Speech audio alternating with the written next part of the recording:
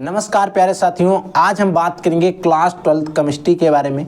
अगर आप लोग इस बार क्लास 12th में हैं और आपको भी बोर्ड एग्जाम 2025 अगर आपको बोर्ड एग्जाम 2025 देना है तो आज के इस लेक्चर में हम जो मॉडल पेपर डिस्कस करेंगे ये कोई ओल्ड मॉडल पेपर नहीं है। ये आपका जो मॉडल पेपर है न्यू पेपर पैटर्न पर आधारित मॉडल पेपर है। तो इस पूरे मॉडल पेपर को समझ लेना, इसी की तरीके से या हम कहें सेम इसी तरीके से मॉडल पेपर आपके बोर्ड का जो पेपर होगा वहां पर भी आपको देखने को मिलेगा। और इस पूरे मॉडल पेपर को विद सॉल्यूशन के साथ हम लोग डिस्कस करने वाले हैं। टाइमिंग में कोई चेंज नहीं होगा, सिर्फ आपको याद रख लेना आपका एक पेपर मॉर्निंग में शिफ्ट किया गया है, उसको आप याद रखेंगे। आप जब पेपर देने जाएंगे तो टाइमिंग आपको पता है और आप लोगों ने कई बार देखा सुना, कई बार समझा भी होगा। 3 घंटे 15 मिनट की टाइमिंग रहती है हमारे एग्जाम टाइम के अंदर और हमें 70 नंबर का पूर्णांक रहता है। सारी चीज़ें, सारी जानकारी आई होप आपको पता होगी और आप इसके बारे में अच्छे से जानते भी होंगे। ठीक है, फिर हमारे कुछ जो हम पेपर को आगे बढ़ते हैं, कुछ हमें निर्देश दिए जाते हैं। इन निर्देशों में हमें बताया जाता है कि प्रारंभ के जो स्टार्टिंग के 15 मिनट होते हैं परीक्षार्थी को प्रश्न पत्र पढ़ने के लिए, यानी कि आप जो पेपर दिया गया उसको पूरा पढ़ लें। और कह रहा है दूसरे निर्देश में कि सभी प्रश्न अनिवार्य है, यानी कि आपको सभी क्वेश्चंस को सॉल्व करना है। गणनात्मक प्रश्नों में गणना के समस्त पद लिखिए, यानी कि जो गणनात्मक प्रश्न होते हैं जिनमें कंपेयर करना रहता है उनके सभी पदों को हमें लिखना रहता है। प्रश्नों के प्रासंगिक उत्तर दीजिए, यानी कि जो भी प्रश्न है उसके जो भी उसके उत्तर बनते हैं उनको आप लिखना है।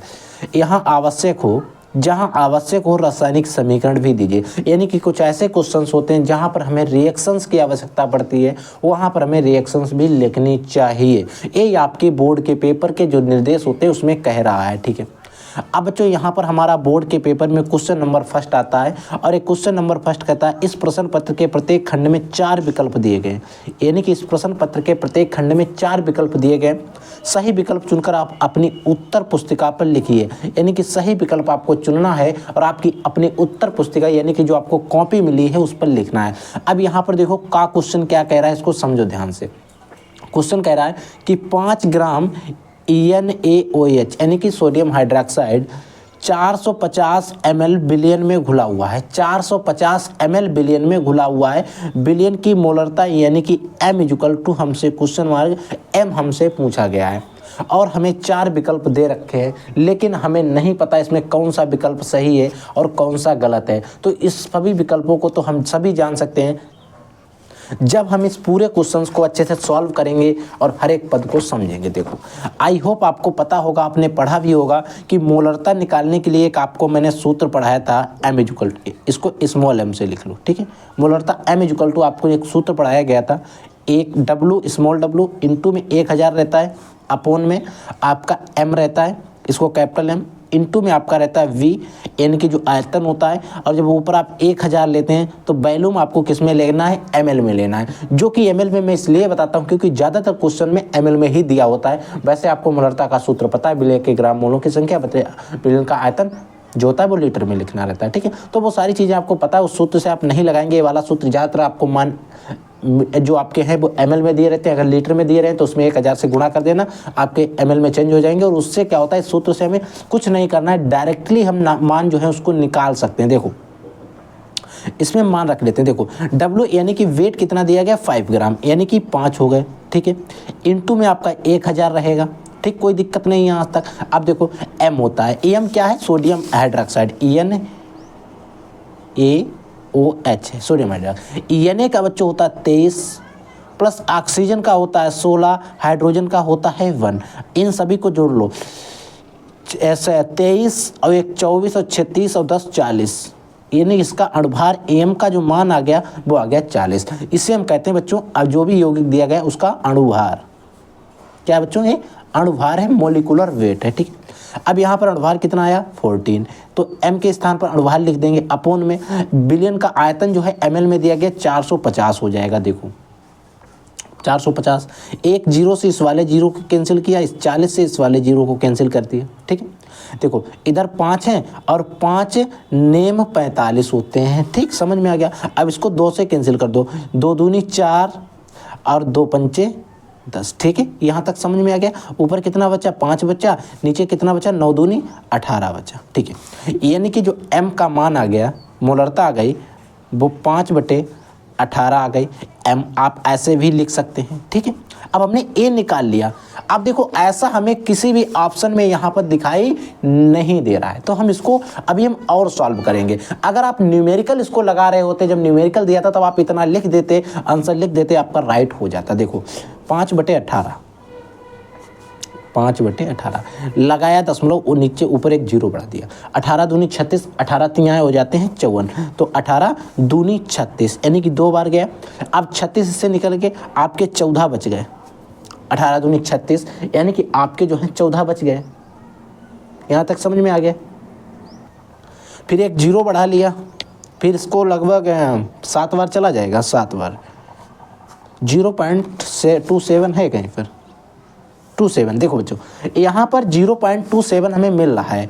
ऑप्शन 3 चौथा जो है ये राइट आंसर हो जाएगा। इसको आप जब भाग कर लेंगे आपका यही आ जाएगा, मोलरता m। समझ में आ गया। तो इस तरीके से आपको किसी भी न्यूमेरिकल को सॉल्व कर लेना बहुत ईजी होता है। आप अगर ध्यान से सॉल्व कर लेते हैं, 10-20 मॉडल पेपर सॉल्व कर लेते हैं, तो पास होना कोई मुश्किल बात नहीं होती। देखो अब बच्चों यहाँ पर देखो, एक संकुल दिया गया K3CO C2O4 का होल थ्राइज में कोबाल्ट की ऑक्सीकरण संख्या क्या? देखो CO जो है एक केंद्रीय धातु परमाणु है, इसकी कोबाल्ट की ऑक्सीडेशन नंबर। अब C2O4 जो है बच्चों ये ऋणात्मक लिगेंड होता है, याद रखेंगे। कैसा लिगेंड होता है बच्चों?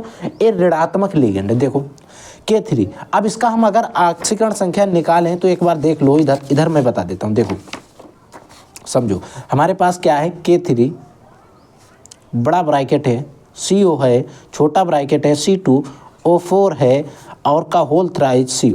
अब इसमें हमें कोबाल्ट की ऑक्सीकरण संख्या निकालनी है। ठीक है, तो देखो K का हम 1 होता है, इनटू में है कितनी बार? 3 बार है। ठीक है, प्लस CO का हमें जिसका निकालना होता है उसको हम X मान लेते हैं। अब प्लस देखो C2O4 है जो एक ऋणात्मक लिगेंड होता है, इसका मान होता है 2, और ये है कितनी बार? 3 बार है। तो ऐसे कर देंगे, O4 का होल थ्राइज लगाए ना, 3 बार है। ठीक है, इक्वल टू 0। ठीक है, देखो ये 3 एकन 3 रहेगा, प्लस आपका x रहेगा, और प्लस माइनस माइनस हो जाएगा, 3 दूनी 6 हो जाएगा, इक्वल टू आपका 0 हो जाएगा। ठीक है, अब x इक्वल टू क्या आ जाएगा? देखो 3 से अगर हम 6 -6 और +3 अगर हम इसको सॉल्व करें, देखो ये आप यहीं पर डायरेक्ट लिख सकते थे, यानी कि माइनस के 3 6 थे, उससे प्लस के 3 निकल जाएंगे तो माइनस के 3 बचेंगे। ठीक है, तो x इक्वल टू माइनस के 3 बचे, इक्वल टू 0 हो गया। ठीक है, तो x इक्वल टू क्या हो जाएगा? 3। इसको माइनस 0, जो माइनस के 3 है इसको 0 के इधर ब्रैकेट जो इक्वल टू का निशान लगा, इसके आप इधर लाएंगे, बराबर का निशान इसके इधर लाएंगे, तो ये मान हो जाएगा प्लस का 3। अब यहाँ पर देखो प्लस का 3 ऑप्शन में दिया गया है, तो हमारा तीसरा वाला ऑप्शन दिया गया और यही इसका राइट आंसर है। अगर आपको ये ऑक्सीकरण संख्या निकालना नहीं आता तो आप हमारे चैनल पर जाइए, वहाँ पर मैंने ट्रिक के साथ बताया कि ऑक्सीकरण संख्या कैसे निकाली जाती है। ठीक है बच्चों, अब देखो ये दोनों क्वेश्चन हमारे हो गए, और यहाँ तक हमें कोई भी डाउट, कोई भी क्वेश्चन नहीं रहा होगा। ठीक है, अब बच्चों देखिए अगला क्वेश्चन हमारा क्या है। देखो बच्चों अगला क्वेश्चन है, इसमें कोई ऐसी चीज नहीं है जो मैं आपको सॉल्व करके बताऊं। देखो ऐसा संक्रमण तत्व जिसमें परिवर्तनीय ऑक्सीकरण अवस्था नहीं पाई जाती। देखो ये आपको 4 तत्व दिए गए, इनमें से ऐसा कौन सा तत्व है जिसमें परिवर्तनीय ऑक्सीकरण संख्या जो है वो नहीं पाई जाती? तो याद रख लेना, जो Hc होता है इसमें परिवर्तनीय ऑक्सीकरण संख्या नहीं पाई जाती। यौगिक जिसमें प्रबलतम यानी कि यौगिक जिसमें क्षारीय प्रबल सबसे अधिक है। देखो यानी कि इसका कहने का मतलब है आपको 3 यौगिक 4 दिए गए, इनमें ऐसा कौन सा यौगिक है जो सबसे ज़्यादा क्षारीय होगा, सबसे प्रबल क्षारीय होगा? तो याद रख लेना, देखो यहाँ पर ए वाला जो है और ए है, अगर आपको पता होना चाहिए किस डिग्री का एमीन है तो आप इजली से सॉल्व कर लोगे। देखो ए वाला बच्चों 2 डिग्री एमीन है, ए आपका 1 डिग्री एमीन है, और ए आपका 3 डिग्री एमीन है। एमीन क्या होता है? उस जो भी नाइट्रोजन ग्रुप है उससे डायरेक्टली कितने कार्बन जुड़े हैं वो उसकी एमीन की जो होती है संयोजकता होती है, यानी एक तरीके से उसकी डिग्री होती है, ऐसे आप कह सकते हैं। और देखिए NH3 जो है बच्चों ये क्या है? अमोनिया है। क्या है? अमोनिया है NH3। ठीक है, अब बच्चों देखो, सबसे प्रबल अगर क्षारीय प्रबल की बात करें तो जो भी जितनी ज़्यादा डिग्री होगी वो प्रबल क्षारीय होगा, यानी कि इसमें 3 डिग्री वाला जो है प्रबल क्षारीय होगा। और सबसे दुर्बल क्षारीय की बात करें तो हमारा दूसरा वाला विकल्प हो जाएगा, लेकिन यहाँ पर प्रबल क्षारीय पूछा गया है तो हमारा तीसरा विकल्प जो है बिल्कुल राइट आंसर हो जाएगा। यौगिक जो डाइसैकेराइड नहीं है, यानी कि इसमें आपको एक यौगिक बताना है जो डाइसैकेराइड कार्बोहाइड्रेट्स नहीं है, मोनोसैकेराइड, ट्राइसैकेराइड, ट्राइसैकेराइड, पॉलीसैकेराइड, ऐसा ऑप्शन पढ़ा होगा। देखो, एक आपका सुक्रोज हो गया, ये तो पक्का है आपको डाइसैकेराइड होता ही है। लैक्टोज आपका डाइसैकेराइड होता है, माल्टोज उसी का भाई ये डाइसैकेराइड होता है। लेकिन सेलुलोज जो है बच्चों, ये एक डाइसैकेराइड यौगिक नहीं है, इसीलिए यही हमारा सही ऑप्शन हो जाएगा। ठीक है, अगला देखो 4 नंबर क्वेश्चन हमसे कह रहा है कि निम्नलिखित में से कौन से यौगिक की पहचान टालेन अभिक्रमक से होती है। एक टालेन अभिक्रमक होता है, उसके द्वारा हम किसका परीक्षण करते हैं। तो देखो, एक आपका ऑप्शन में दिया गया अल्कोहल, जो कि बिल्कुल गलत है, अल्कोहल का हम टालेन अभिक्रमक के साथ नहीं करते हैं।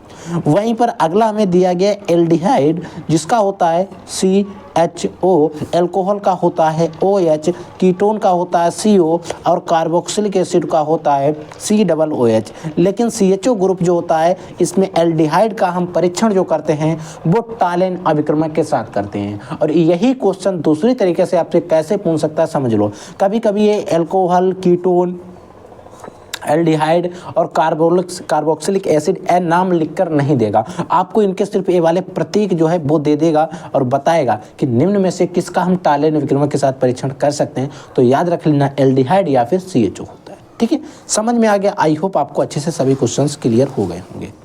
अब बच्चों हम आते हैं क्वेश्चन नंबर 2 के अंतर्गत। यहाँ पर भी में खा में कई सारे क्वेश्चंस दिए गए हैं, देखो। और यहाँ पर आपका जो क्वेश्चन रहेगा, प्रत्येक क्वेश्चन आपका 2 नंबर का रहेगा। ठीक है, यानी कि 1+1 है। यहाँ पर एक एक क्वेश्चन एक एक नंबर के हैं, यानी कि 1 नंबर में A आपका है और 1 नंबर में A आपका है।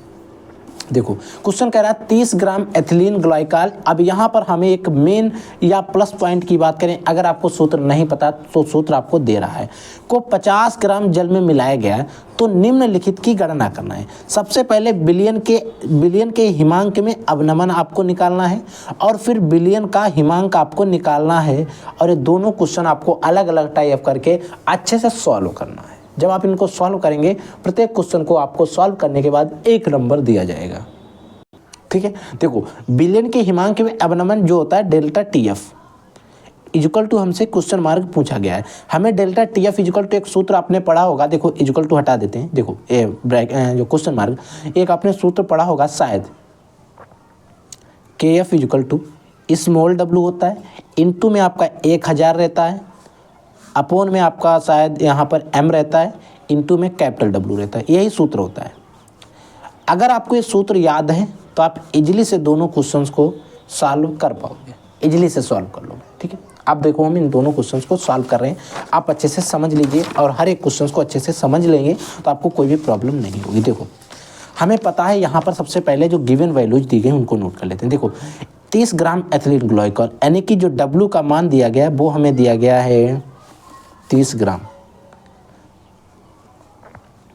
अब यहाँ पर 2 ग्राम में मान दिए गए, जो कम होता है उसको स्मॉल w लेते हैं और जो ज़्यादा होता है उसको कैपिटल W लेते हैं। और दूसरा दिया गया आपको 450 ग्राम। समझ में आ गया।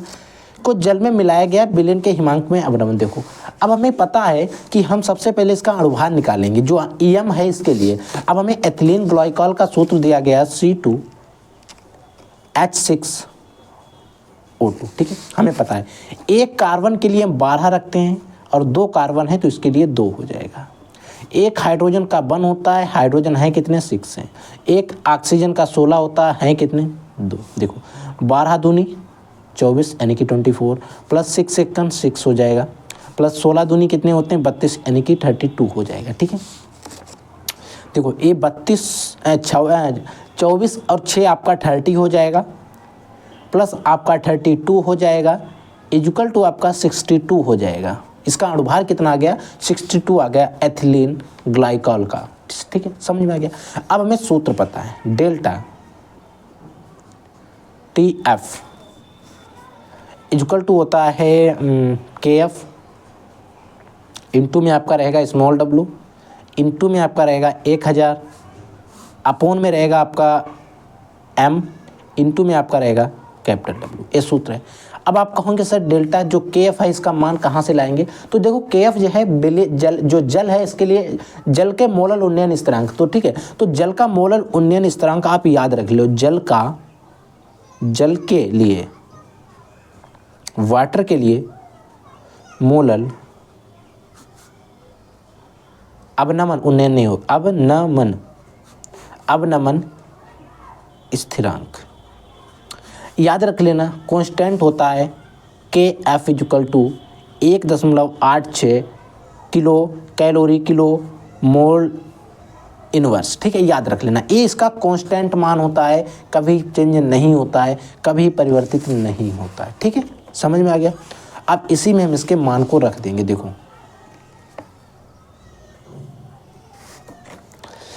के एफ का मान 1.86 इंटू स्मॉल डब्लू का मान 13 इंटू में आपका 1000 डिवाइडेड बाई एम का मान 16.2 इंटू में कैपिटल डब्लू का मान 450, ठीक है। इस जीरो से इस जीरो को कैंसिल करवा दिया गया, ठीक है, 30 से। अब हमारे पास क्या बचा? देखो इधर आपके दो संख्या के बाद दशमलव है, इसको हमने हटाया, नीचे 2 जीरो बढ़वा दिए, 2 जीरो से इन 2 जीरो को कैंसिल आउट करवा दिया, ठीक है। इधर देखो 5 दूनी 10, 5 नेम 45, 2 एकन 2, 2 तियाँ 6, 2 एकन 2, ठीक है, समझ में आ गया। 3 एकन 3, 3 तियाँ 9। देखो 186 बटे आपका बचा 31 गुणे 3, 186 बटे 31 गुणे 3। अब देखो 186 बटे 3 एकन 3, 3 तियाँ 9, तो अगर हम इसको हटा दें 9 तियाँ 9 दूनी 18, 9 तीनी 18 हो जाएगा और 3 दूनी 6, ठीक है।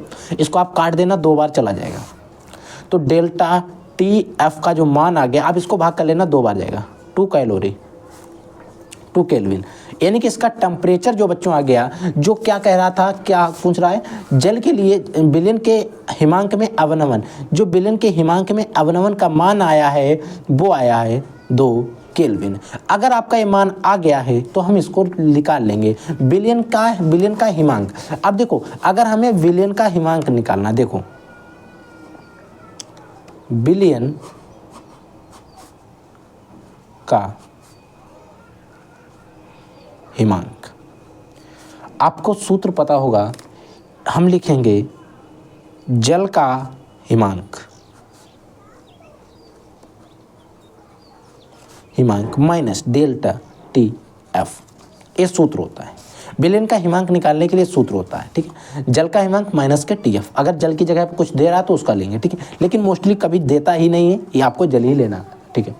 अब देखो जल के लिए हिमांक जो होता है, जल का जो हिमांक होता है 273.15 होता है, याद रख लेना केल्विन में, लेकिन 1.5 हम कभी लिखते नहीं है, 273 ही लिखते हैं, ठीक है, तो याद रखेंगे इस चीज़ को। तो अगर आपको कोई बताता है कि इतना होता है तो मान लेना 273.15 होता है, लेकिन उसकी ज़्यादा ज़रूरत नहीं पड़ती है, यही मान निकाल के काम चला लेते हैं। और डेल्टा टी एफ का मान आया है 2, ठीक है, हमारे पास आ जाएगा 271 केल्विन। जो आपका विलयन का हिमांक आया है, जो विलयन का हिमांक आया है वो आया है 271 केल्विन। याद रखेंगे, इस तरीके से हमें हर एक क्वेश्चन को सॉल्व करना रहेगा। और अगर आप हर एक क्वेश्चन को अच्छे से सॉल्व करेंगे, अच्छे से समझाएंगे, तो आपको जो भी नंबर हैं, पूरे नंबर इस तरीके से, जिस तरीके से मैंने आपको बताया है, विधिवत तरीके से अगर आप सॉल्व करते हैं तो मैं कहता हूँ 100% गारंटी है कि आपको पूरे नंबर मिल जाएंगे, ठीक है। अगला क्वेश्चन इसी का खा खंड है, इसमें कह रहा है निम्न पदों को परिभाषित कीजिए, एक तरीके से आप टिप्पणी कीजिए, ऐसा भी आप कह सकते हैं। पहला दिया गया मोलंश, दूसरा आपको दिया गया मोललता। मोल अंश को मोल प्रभाज भी हम कहते हैं, मोल अंश को मोल प्रभाज भी कह सकते हैं, और इंग्लिश में इनको हम मोल फ्रैक्शन कहते हैं। तो देखो इन सभी को हम एक एक करके अच्छे से पढ़ लेंगे ताकि हमें बोर्ड में कोई भी प्रॉब्लम ना हो। देखो सबसे पहले मोल अंश की बात करते हैं। देखो मोल अंश कह सकते हैं या फिर हम इसे मोल प्रभाज कह सकते हैं। देखो इसकी परिभाषा समझो, फिर इसका सूत्र देखेंगे। बिलियन में उपस्थित, हमारे पास एक बिलियन है, उसमें उपस्थित किसी एक घटक या अवयव के मोलों की संख्या, उसमें कोई एक घटक या फिर अवयव है उसके मोलों की संख्या, और विलेन में उपस्थित कुल घटक या अवयव के मोलों की संख्या, उन दोनों के अनुपात को उस विलेन का मोलंश या फिर मोल प्रभाज कहते हैं। सूत्र क्या होता है, एक घटक के मोलों की संख्या हम निकालेंगे, जिसका निकाल रहे हैं उसके मोलों की संख्या, जो एक घटक है उसके मोलों की संख्या, बटे में आप लिखते हैं कुल विलेन के जो भी कुल घटक होते हैं उनके मोलों की संख्या, यानी कि कुल घटक के मोलों की संख्या। और इससे हम क्या करते हैं, एक जो मोलंश, मोल फ्रैक्शन, मोल प्रभाज जो है उसका मान जो है, उसकी वैल्यू जो है उसकी हम गणना कर लेते हैं। और एक इतना इंपॉर्टेंट है कि मोल अंश पर टिप्पणी कीजिए, मोल प्रभाज पर टिप्पणी कीजिए, और ये सबसे इंपॉर्टेंट है, यहाँ का सूत्र होता है। अगर आपको ये परिभाषा समझ में आ गई, सूत्र आप इजीली बना लोगे, ठीक है। दूसरा हमसे कह रहा है मोललता, तो मोललता भी समझ लो, किसी विलेन के एकांक भार, देखो यहाँ पर एकांक वेट लिया जाता है, किसी विलेन के एकांक भार विलायक में उपस्थित विलेय के मोलों की संख्या मोललता कहलाती है। सूत्र की बात करें तो मोललता इक्वल टू होता है, मोललता और मोललता में सेम होता है, बस वहाँ पर मिलीग्राम होता है, यहाँ पर केजी होता है। विलेय के मोलों की संख्या विलायक का भार जो है वो केजी में लिया जाता है, ग्राम में नहीं, किलोग्राम में लिया जाता है। और मोललता क्या में क्या होता है, विलेय के मोलों की संख्या बटे विलेन का आयतन जो है वो लीटर में लेते हैं। लेकिन यहाँ पर उसका उल्टा होता है, विलेय के मोलों की संख्या सेम रहती है, लेकिन यहाँ पर विलायक का भार केजी में लिया जाता है, वहाँ पर विलेन का आयतन लिया जाता था लीटर में। याद रखेंगे, मोललता और मोललता में आपको कन्फ्यूजन नहीं होना है। मोललता जो होती है उसमें विलायक का भार लिया जाता है, वो लिया जाता है किलोग्राम में, याद रखेंगे इस चीज़ को, ठीक है बच्चों। ठीक है, अगला क्वेश्चन देखो। अगला हमारा क्वेश्चन है कि लेंथेनाइड आकुंचन क्या है। लेंथेनाइड आकुंचन क्या है और लेंथेनाइड आकुंचन के प्रभाव की विवेचना कीजिए। जस्ट अभी हम इसको पढ़ने वाले हैं, पहले इसको देखो। FeNH3 का होल ट्वाइज CN4 माइनस के ज्यामितीय समावयवों की संरचना दर्शाओ। देखो इंपॉर्टेंट है ज्यामितीय समावयव इसके बताना। देखो अगर हम इन दोनों के ज्यामितीय समावयव बनाएंगे तो समझो, हम ज्यामितीय समावयव इस तरीके से इनके बनाएंगे। देखो हमें दिया गया वाला कंपाउंड है 4, निगेटिव दिया गया, यहाँ पर निगेटिव का साइन लगाना, ठीक है। देखो पहले हम Fe लिखेंगे, इसके पांचों, इसमें देखो Fe को हम केंद्रीय धातु परमाणु मान लेंगे। अब देखो इसमें 3 तो आपके NH3 लगे, 4 CN लगे, हमने लगवा दिया। पहले एक तरीके से जो NH3 है उनको पास पास कर दिया, फिर हमने क्या किया, NH3 को दूर दूर कर दिया, और जब पास पास कर दिया ये आपका समपक्ष बन गया, ये आपका विपक्ष बन गया, और दोनों की तरफ आप बड़ा ब्रैकेट लगा के निगेटिव लगा देंगे। इस तरीके से आप बना देंगे, कोई भी कंपाउंड आता है आपको नंबर नहीं कटे। समझ में आ गया। और ज़्यादातर यहाँ पर ग्लूकोज के डी और एल विन्यास ज़्यादातर पूछे जाते हैं, ग्लूकोज के डी और एल एस, या फिर ग्लूकोज और फ्रैक्टोज के आपसे पूछ लिया जाएगा, तो याद रखेंगे। अब देखो एक यौगिक दिया गया है CH3 CH2 CH2 CH3 के मुक्त मूलक क्लोरीन के से बनने वाले सभी संभावित मोनोक्लोरो संरचनाएं। देखो मोनोक्लोरो मतलब एक मोनो डाई ट्राई, आपने जो इस तरीके से पढ़ा होगा, ठीक है। तो मोनोक्लोरो देखो हम इनमें देखिए 2 यौगिक, इनसे हम 2 तरीके से मोनोक्लोरो बना सकते हैं। एक तो हम साइड में लगा के बना सकते हैं, एक हम बीच में लगाएंगे। अब आप सोच रहे होंगे इधर लगा देंगे तो भी वो सेम नाम आएगा, इधर यहाँ ये जो Cl है यहाँ पर हम लगा देंगे तभी हमारा नाम सेम ही आने वाला है। तो आपको इस तरीके से इसके 2 ही संभव हो सकते हैं, 2 से ज़्यादा हम नहीं बना सकते हैं, ठीक है। अगला क्वेश्चन देखो। अगला हमारा खा खंड कह रहा है कि फिनोल अम्लीय गुण प्रदर्शित करता है लेकिन एथेनॉल लगभग उदासीन होता है, कारण सही समझाइए। देखो बच्चों, आपका जो फिनोल होता है वो अम्लीय गुण जो है प्रदर्शित करता है, लेकिन फिनोल का जो सूत्र होता है इस तरीके से होता है, यौगिक बना के लिखते हैं इस तरीके से। और वहीं पर हम एथेनॉल की बात करें, मेथ एथ, तो C2H5OH रहेगा, ये एथेनॉल होता है, लेकिन लगा दोनों में OH है। लेकिन इसमें ऐसा क्यों होता है कि फिनोल तो आपके अम्लीय गुण एसिडिक प्रदर्शित करता है, एसिडिक की प्रॉपर्टी क्या होता है, लेकिन ये जो है उदासीन यानी कि न्यूट्रल प्रॉपर्टी प्रदर्शित करता है। ऐसा क्यों होता है, देखो कारण सहित आपको समझाना, समझ लो। इस क्वेश्चन को भी आप अच्छे से समझ लेंगे तो आप कर लेंगे। देखो क्योंकि फिनोल में OH समूह बेंजीन रिंग से बेंजीन रिंग से जुड़ा 2 बार लिखा है, बेंजीन रिंग से, इसको काटो, बेंजीन रिंग से जुड़ा होता है, जिससे H पॉजिटिव आसानी से निकल जाता है। ये जो आपका OH है फिनोल में, ये बेंजीन रिंग से जुड़ा हुआ है। अगर इसमें हम इस OH को हटा देंगे तो ये जो हमारी रिंग बचेगी, इसे हम बेंजीन की रिंग तो कहते हैं ना, तो इसमें OH जो है वो बेंजीन रिंग से जुड़ा होता है, जिससे H पॉजिटिव आसानी से निकल जाता है। लेकिन एथेनॉल में ऐसा नहीं होता है, क्योंकि एथेनॉल, अब आपको ज़्यादा समझ में नहीं आ रहा तो आप यहीं तक रखकर छोड़ सकते हैं, कोई टेंशन नहीं, आपको पूरे नंबर मिल जाएंगे। एथेनॉल में OH समूह एल्काइल समूह से जुड़ा होता है जिसमें H पॉजिटिव आसानी से निकल नहीं पाता है, याद रखेंगे। ठीक है, इस परिभाषा का अगर आप स्क्रीनशॉट लेना चाहें तो ले लें और आप इसको याद करके रखेंगे। ठीक है, समझ में आ गया।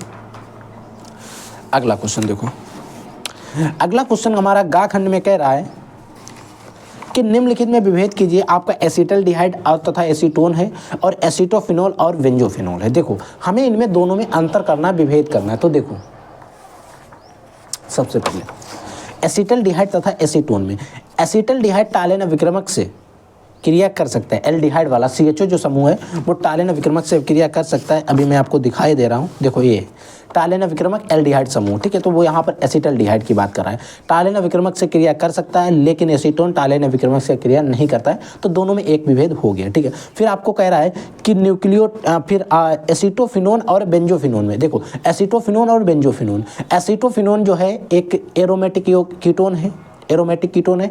बेंजोफिनोल एक डाई एरोमेटिक कीटोन है। इनके बारे में एक एक अंतर आप लिख देंगे, आपको पूरे नंबर एक एक नंबर में आपको कोई ज़्यादा नहीं लिखना है। ठीक है, फिर आपको कह रहा है न्यूक्लियोसाइड और एवं न्यूक्लियोटाइड में क्या अंतर है, समझाइए। देखो न्यूक्लियोसाइड क्या होता है, न्यूक्लियोटाइड क्या होता है। देखो न्यूक्लियोसाइड में सिर्फ और सिर्फ साइड के से न्यूक्लियोटाइड में क्या होता है, एक फास्फेट समूह एक्स्ट्रा जुड़ जाता है, बस एक नाइट्रोजनी क्षार और पेंटोज शर्करा से मिलकर बना होता है न्यूक्लियोसाइड। लेकिन न्यूक्लियोटाइड या नाइट्रोजनी क्षार और पेंटोज शर्करा व फास्फेट समूह से मिलकर बना होता है। यह क्षारीय होता है और ये अम्लीय होता है। किस कारण, फास्फेट समूह आ गया, इसके कारण ये कैसा हो जाएगा, अम्लीय हो जाएगा। ठीक है, क्योंकि यहाँ पर पेंटोज शर्करा भी है, यहाँ पर भी पेंटोज शर्करा नाइट्रोजनी क्षार है, यहाँ पर सिर्फ फास्फेट समूह ही इससे ज़्यादा अलग होता है। और ये न्यूक्लियोसाइड होता है। पॉलीन्यूक्लियोटाइड की जो है, जो आपकी चेन होती है, DNA की श्रृंखला होती है, वो पॉलीन्यूक्लियोटाइड की बनी होती है, साइड की नहीं बनी होती, याद रख लेना। ठीक है, अगला क्वेश्चन देखो, बिलियन को परिभाषित कीजिए। कह रहा कि बिलियन को परिभाषित कीजिए, किसी बिलियन के सांद्रण को कितने प्रकार से व्यक्त कर सकते हैं। देखो हमें बिलियन को परिभाषित करना है और बिलियन का जो सांद्रण है उसको हम कितने प्रकार से व्यक्त कर सकते हैं, समझो। बिलियन 2 या 2 से अधिक पदार्थों के समांगी मिश्रण होते हैं। देखो बिलियन जो होते हैं 2 या 2 से अधिक पदार्थ जो होते हैं उनके समांगी मिश्रण होते हैं। जैसे चीनी प्लस पानी को आप मिला देंगे तो शरबत बन जाता है। शरबत एक बिलियन, समझ में आ गया। ठीक है, फिर कह रहा है बिलियन के सांद्रण को कितने प्रकार से व्यक्त कर सकते हैं। तो देखो एक बिलियन के सांद्रण को व्यक्त करने के जो प्रकार होते हैं उसमें एक तो आपका आ जाएगा द्रव्यमान प्रतिशत, एक आयतन प्रतिशत, एक द्रव्यमान आयतन प्रतिशत पार्ट पर मिलियन यानी कि ppm होता है। ठीक है, मोलरता हो गई, नॉर्मलता हो गई, मोलंस या फिर मोल फ्रैक्शन या मोल प्रभाज। ठीक है, ये सारे जो हैं विलयन के सांद्रण को व्यक्त करने के लिए क्या हैं, घटक हैं, या आप इनके सांद्रण को व्यक्त कर सकते हैं। किसी वैद्युत अपघट्य विलयन की चालकता एवं मोलर चालकता को परिभाषित कीजिए। सांद्रता के साथ इसके परिवर्तन की विवेचना भी करना है। देखो पहले हमें चालकता बताना, फिर मोलर चालकता। देखो सबसे पहले हम चालकता की बात करें तो किसी चालक के विशिष्ट प्रतिरोध के व्युत्क्रम को उस चालक की चालकता इसे कप्पा से प्रदर्शित करते हैं। यानी कि कोई भी चालक है उसके विशिष्ट प्रतिरोध के व्युत्क्रम को उल्टे को इनडायरेक्टली प्रोपोर्शनल को हम लोग चालकता कहते हैं। चालकता को हम कप्पा से प्रदर्शित करें, सूत्र याद रख लेना। मोलर चालकता एकांक आयतन के विशिष्ट चालकता को ही मोलर चालकता कहते हैं, इसे लैम्डा m से प्रदर्शित करते हैं। ये आपका ज़्यादातर सूत्र यूज होता है। अब इसके सांद्रण में चालकता और मोलर चालकता में परिवर्तन देखो, अगर सांद्रता बढ़ेगी, सांद्रता जो बढ़ेगी तो चालकता बढ़ेगी। अगर सांद्रता घटती है तो चालकता बढ़ेगी, अगर सांद्रता घट जाएगी तो मोलर चालकता लेकिन बढ़ जाएगी। ठीक है, दोनों बढ़ेंगी, याद रख लेना। और यही इसका एक सिंपल सा अंतर था, मैंने आपको बता दिया। ठीक है, अगला देखो, एक प्रथम कोट की अभिक्रिया से आप क्या समझते हैं। एक प्रथम कोट की अभिक्रिया के लिए सांद्रण इतने मिनट लग जाता है। तो सांद्रण ये बच्चों आपका न्यूमेरिकल है और काफ़ी लेंदी न्यूमेरिकल है, बड़ा न्यूमेरिकल है और ये 3 नंबर में पूछा गया। तो हमें लग रहा है कि आप लोगों को सॉल्व करके बताना चाहिए, क्या बोलती है जनता। ठीक है, देखो सबसे पहले हम इस न्यूमेरिकल में जो आपको प्रथम कोट की अभिक्रिया से आप क्या समझते हैं इसके बारे में आपको बता देती हैं। देखो वह अभिक्रिया जिसकी दर एक अभिकारक की सांद्रता की प्रथम घात के समानुपाती होती है, एक प्रथम कोटि की अभिक्रिया कहलाते हैं। जैसे कि आपको एक रिएक्शन दी गई है, आप इसका अगर स्क्रीनशॉट लेना चाहें तो आप इजीली ले सकते हैं। ठीक है बच्चों, अब हम बच्चों सॉल्व कर लेते हैं। ये आपका जो न्यूमेरिकल दिया है, इस पूरे न्यूमेरिकल को हम सॉल्व करेंगे। देखो कह रहा है कि एक प्रथम कोटि की अभिक्रिया, ठीक है, प्रारंभिक सांद्रता 0.6 मोल लीटर इनवर्स से इतने होने में 5 मिनट का समय लग रहा है। थे यहाँ से यहाँ जाने में इसको 5 मिनट का समय लग रहा है, तो यहाँ पर वेग इस तरह निकाल लेंगे। प्रारंभिक सांद्रता को इतने होने में कितना समय लगेगा, तो हम न्यूमेरिकल को सॉल्व करते हैं, एक एक चीज़ को समझ लीजिए। तो देखो ये बच्चों क्या है, हमारा न्यूमेरिकल है, यू बना है। ये क्या है बच्चों, हमारा न्यूमेरिकल है, ठीक है। देखो सबसे पहले मैं यहाँ पर क्या क्या दिया गया, हम सबसे पहले डाल लेंगे गिवन, ठीक है। देखो यहाँ पर कह रहा है एक प्रथम कोटि की अभिक्रिया, यानी कि आपको सूत्र याद रख लेना है। मैं पहले सूत्र बता दे रहा हूँ, K = आपको सूत्र लगाना है 2.303 अपॉन में आपका रहता है T log 10 A बटे में A माइनस का X रहता है। ये सूत्र आपको लगाना है। देखो यहाँ पर हमें देखो इतने से इतना हो रहा है, यानी कि देखो सबसे पहले हम ए का मान देखते हैं। ए का मान इतना था, यानी कि प्रारंभिक इतने से हुई, यानी कि 1.6 मोल लीटर इनवर्स, ठीक है। से इतना होने में 5 मिनट का टाइम लग रहा है, यानी कि ए से ए का मान दिया गया और ए माइनस एक्स, यानी कि यहाँ से यहाँ जाने में कितना टाइम लग रहा है 0.4 मोल लीटर इनवर्स, ठीक है। देखो इतना होने में टाइम कितना लग रहा है 5 मिनट, T = 5 मिनट दे रहा, समझ में आ गया। अब हम पहले इसको सॉल्व कर लेते हैं, फिर हम आगे बात करेंगे। देखो हम इसको K = 2.303 अपॉन में T log 10 A बटे A माइनस एक्स में, देखो K का मान सबसे पहले में निकालना रहेगा 2.303, T का मान दिया गया 5 मिनट log 10, A का मान 0.6 अपॉन में 0.4, दशमलव हटा दिया, 2 × 2, 2 दूनी 4 और 2 × 6, यानी कि 2/3 काटेंगे। 1 मिनट, 2/3, 2 × 1 = 2, 2 × 5 = 10, ठीक है, इतना आ जाएगा, ठीक है। K = 2.303 अपॉन में 5 log 10 0.5 1.5, ठीक है, ये आ गया। अब देखो log 1.5 का मान निकालना है, 10 नहीं, log 1.5, देखो 2.303 अपॉन में 5, देखो log 1.5 का आप मान निकाल के देख लेना, इसका मान लगभग आ जाएगा 0.176। आप इसका बच्चों एक बार मान निकाल लेना और देख लेना, ठीक है। एक बार क्या करेंगे आप लोग, मान निकाल कर आप देख लेंगे, लगभग इतना ही आएगा। तो K = हमारा आ गया 2.303 T अपॉन में 5 इंटू में आपका जाएगा 0.176, ठीक है। ये हमारा आ गया K का मान, ठीक है। ये पहले क्वेश्चंस की बात हो गई, इसमें फर्स्ट कंडीशन की बात हो गई, ठीक है। फिर कहता प्रारंभिक सांद्रता को इतने 0.3 मोल इनवर्स होने में कितना समय लगेगा, यानी कि यहाँ पर A का मान तो वही रहेगा 0.6, लेकिन A माइनस एक्स का मान यहाँ पर क्या हो जाएगा, चेंज हो जाएगा, 0.3 हो जाएगा, ठीक है। और यहाँ पर हमें T का मान क्वेश्चन मार्क में पूछा जाएगा, तो K = देखो क्या हो जाएगा 2.303, सूत्र वही लगाना है, T log 10 A बटे A माइनस में एक्स, ठीक है। देखो K = 2.303 T हमसे पूछा गया है log A का मान 0.6 अपॉन में A माइनस एक्स 0.3, 3 दूनी 6, यानी कि 2 आ गया। तो K = 2.303 अपॉन में T log 2, K = 2.303 अपॉन में T log 2 का मान बच्चों वहाँ पे याद, log 2 का मान 0.3010 होता है। ये आपका log 2 का मान होता है, कांस्टेंट होता है। देखो इसको आप याद रखेंगे, इसको मैं इधर लिख रहा हूँ। देखो K = 2.303 अपॉन में T इंटू में 0.3010, ठीक है, ये हो गया। अब बच्चों इस K का मान हमें पता है, ए वाला हम रख देंगे, तो K की जगह पर रखेंगे 2.303 अपॉन में आपका 5 इंटू में 0.176 इक्वल टू 2.303 अपॉन में T टी इंटू 0.3010। इतना समझ में आया? ठीक है, 1 मिनट तेरे याद में, इससे इसको कैंसिल कर दें, हो जाएगा ना? ठीक। अब बचेगा 0.176 अपॉन में 5, इधर क्या बचेगा 0.3010 इक्वल टू में अपॉन में टी, इसकी गुणा इसके साथ, इसकी इसके साथ, तो टी इक्वल टू क्या हो जाएगा 5 गुणे 0.3010 अपॉन में ए वाला 1.176 इधर आ जाएगा, 176 इधर आ जाएगा। ठीक है, अब इसको देखो टी इक्वल टू क्या हो जाएगा, इस 5 की गुणा करो, 5 0 0 5 1 5 5 0 0 5 3 15 1.5 0.1766। ठीक है, इतना आ जाएगा।